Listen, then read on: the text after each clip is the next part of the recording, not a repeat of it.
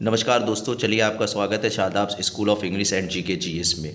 आज की इस मुलाकात में मैं 2-3 प्रश्नों के बारे में बात करूंगा, है ना। उम्मीद कि आपको मेरी बात अच्छी लगेगी, है ना। और अच्छी लगे तो अपने दोस्तों में शेयर करना भी नहीं भूलिएगा और साथ ही साथ चैनल को सब्सक्राइब करना भी मत भूलिएगा, ताकि जो भी इस तरह की बातें मैं आप लोगों तक पहुँचाने की कोशिश करूँ वो सबसे पहले आप तक पहुँच जाए। तो चलिए हम अपनी बातों की शुरुआत करते हैं।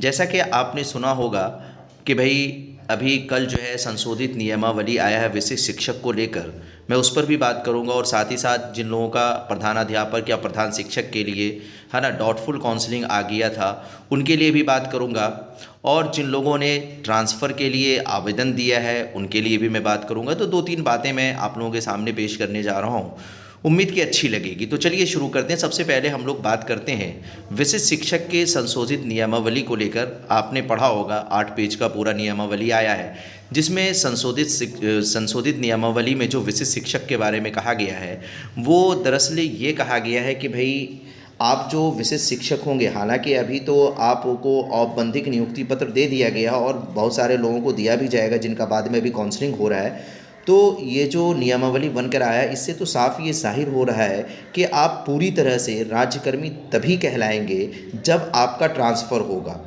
अगर आप उसी स्कूल में हैं तो आप ये मान के चलिए कि आप टेम्परेरी क्या है, राज्यकर्मी है।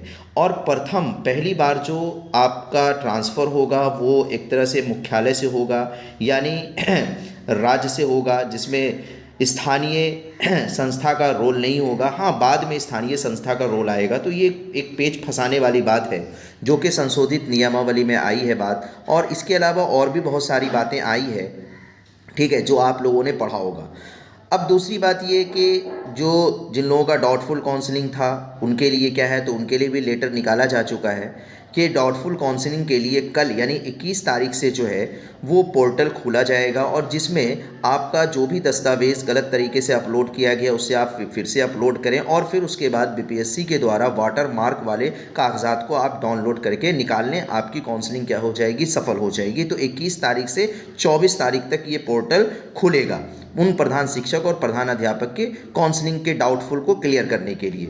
और तीसरी बात ये कि अभी आपने देखा होगा कि भाई लगातार जो है ना आवेदन लिए जा रहे हैं, लेकिन कल जो ये संशोधित नियमावली आया है तो इससे ये अनुमान लग रहा है, ये अनुमान जताया जा रहा है कि जो अभी तक आवेदन दिए हैं वो आवेदन रद्द हो जाएगा और फिर से आपको क्या करना पड़ेगा, आवेदन देना पड़ सकता है। तब जाकर आपका क्या होगा, ट्रांसफ़र होगा और फिर आप अपने मनचाहा, है ना, जगह में, है ना, स्थानांतरित हो जाएंगे और आप अपने मनचाहा जगह पर क्या करेंगे, कार्य करेंगे। तो कुल मिलाकर अगर आप देखें तो बहुत सारा उथल पुथल मचा हुआ है। लेकिन हाँ, चूँकि ये चुनावी साल है तो ऐसा भी हो सकता है कि बाद में लेटर निकाल कर या फिर कुछ इस तरह से कह के आपको उसी स्कूल में रखा जाए वो राज्यकर्मी के साथ, ऐसा भी हो सकता है। तो ओके।